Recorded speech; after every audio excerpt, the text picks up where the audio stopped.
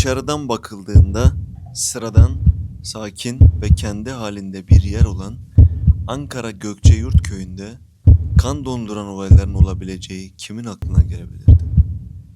Toprağın köye sinmiş kokusu, sabahın erken saatlerinde başlayan hayatlar ve birbirini tanıyan insanların oluşturduğu kapalı bir dünyaydı orası. İşte Selim Yalçınkaya ile Derya Deniz'in hikayesi tam da bu küçük dünyanın içinde başlamıştı. Herkese merhaba. Videolarımıza yorum yapmayı ve beğenilerinizi sunmayı lütfen unutmayın. İyi seyirler. 6 Eylül 2019'da hayatlarını birleştirdiklerinde kimse bu evliliğin böylesine karanlık bir sona sürükleneceğini tahmin etmeyecekti normal olarak. Genç yaşlarında kurdukları bu yuva umutlarla doluydu. Ancak mutlulukları daha yolun başında sınanmaya başladı. Selim'in askere gitmesi henüz filizlenen bu evliliği yalnızlıkla tanıştırmıştı. Derya köyde, Selim ise uzaklardaydı. Aralarındaki mesafe sadece kilometrelerle ölçülmüyordu artık. Selim askerden döndüğünde her şeyin eskisi gibi olmasını ummuştu. Fakat zaman ikisinin de içinde bir şeyleri değiştirmişti. Evlilikleri devam ediyordu. Bir çocukları olmuştu. Ancak görünmeyen çatlaklar giderek büyüyordu.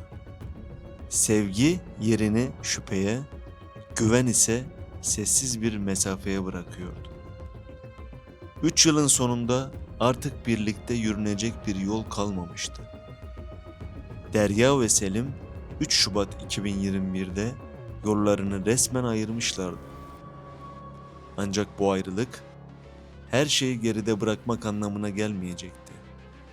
Çocuk Selim'in ailesinin yanında büyümeye başladı. Derya ve Selim ise kopamayan bir bağın içinde, geçmişin gölgesinde kalmaya devam etti. Sonra o gün geldi. Tarihler 11 Ağustos 2022'yi gösteriyordu. Sıcak bir yaz günüydü. Selim, Ankara Mamak'taki evinin garajında kan dondurucu şekilde cansız halde bulunmuştu. Daha 23 yaşında gencecik bir delikanlıydı. Hayatının baharında sessizce ve acımasızca son bulmuştu her şey. İlk bakışta anlaşılması zor bir ölüm gibi görünse de yapılan incelemeler gerçeği ortaya bir bir çıkaracaktı. Bu bir kazadan çok uzaktı. Başına indirilen sert bir darbe onun hayatını elinden zorla almıştı. Bu her halinden belliydi. Bu noktadan sonra hikaye sadece bir ölümün değil, saklanan sırların, bastırılan duyguların ve kirli ilişkilerin açığa çıkma hikayesine dönüşecekti. Selim'in ailesi oğullarının ölümünü kabullenemedi. Cevaplar istiyorlardı normal olarak. Bu yüzden televizyon ekranlarına Müge Anlı'nın programına çıktılar. Seslerini duyurmak, gerçeği ortaya çıkarmak için. Şüpheleri ise tek bir noktada toplanıyordu. O isim ise Derya Deniz'di. Programda karşı karşıya geldiler. Geçmişin hesapları canlı yayında yeniden açılmıştı. Derya'nın sözleri ise herkesi derinden sarsmıştı. Selim'in elinde kendisine ait özel görüntüler olduğunu, bu görüntülerle tehdit edildiğini söylüyordu. Bu iddia olayın seyrini tamamen değiştirecekti. Ancak bu sadece bir başlangıçtı. Köyde fısıltı halinde dolaşan dedikodular artık açık açık konuşuluyordu. Derya'nın evlilik süresince başka erkeklerle ilişkiler yaşadığı iddia ediliyordu. Bu ilişkiler sadece bir ihanet meselesi değil, köyü derinden sarsan bir skandala dönüşmüştü. Herkes bir şey biliyor ama nedense kimse tam olarak konuşamıyordu. Ve sonra olayın en karanlık sayfalarından biri açıldı. Selim'in babası Adnan Yalçınkaya.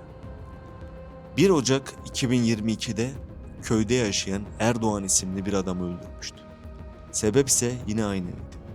İddialara göre Erdoğan ile Derya arasında bir ilişki vardı.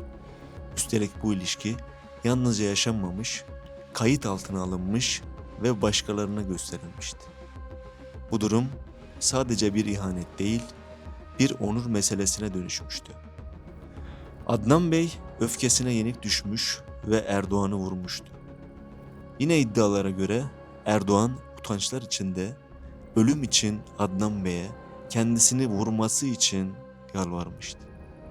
Erdoğan utancından ve yaptıklarından dolayı ölmek istiyordu.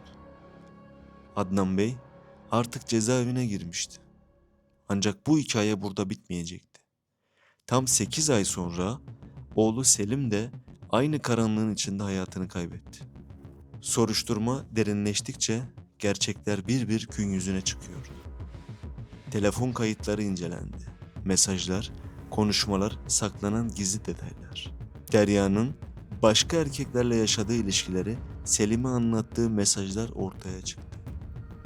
Derya bunu başta inkar etti ama sonra kabul etmek zorunda kaldı. Çünkü gerçekler ortadaydı. Ortaya çıkanlar akıl alır gibi değildi. Ve ardından Derya herkesi şaşkına çeviren bir iddiayı ortaya attı. Selim'in bu durumdan rahatsız olmadığını, hatta bundan hoşlandığını belirtti. Bu sözler sadece bir savunma mıydı? Yoksa karanlık bir gerçeğin itirafı mı? Kimse tam olarak emin olamamıştı. Olay büyüdükçe yeni isimler ortaya çıktı. Bu isimlerden biri de Emre'ydi. Selim'in çocukluk arkadaşı Emre. Derya ile geçmişte mesajlaştığı ortaya çıktı. Başta hiçbir şey bilmediğini söyledi. Ama iddialara göre Emre, Derya'ya Selim'i bir şekilde idare etmesi gerektiğini söyleyip eğer ayrılırlarsa da her zaman onunla olabileceğini yazmıştı. Gerçekler onu da yakalamıştı ve peşini bırakmayacaktı. Güvenlik kameraları Emre'nin yalanını bozmuştu. Olay günü köydeydi. Hatta Selim ile görüşmüştü. Tam da cinayetin işlendiği yerde görüşmüşlerdi. Bunlar hepsi birer tesadüf olamazdı. DNA izleri bulundu. Şüpheler gittikçe daha da artıyordu. Emre sonunda konuştu. Orada olduğunu kabul etti. Ama bu gerçeğin tamamı mıydı? Yoksa sadece bir parçası mı? Bu sorunun cevabı hala belirsizdi. Köydeki diğer ilişkiler de birer birer gün yüzüne çıkıyordu. Sadece Derya değil, birçok kişi bu karmaşık ağın içindeydi. İlişkiler iç içe geçmiş, sınırlar bulanıklaşmıştı. Herkesin sakladığı bir şey vardı sanki. Ve Selim belki de tüm bunların ortasında sessizce yok olan bir hayatın sahibiydi. Ailesi hala aynı soruyu soruyordu. Gerçekten ne olmuştu? Ama bu sorunun cevabı belki de bu hikayedeki en karanlık sır olarak kalmaya devam edecekti. Çünkü bazı hikayeler vardır ki ne kadar anlatılırsa anlatılsın, içinde hep eksik kalan bir şeyler hep olacaktı. Bir başka videoda görüşmek üzere. Kanalımıza abone olmayı lütfen unutmayın.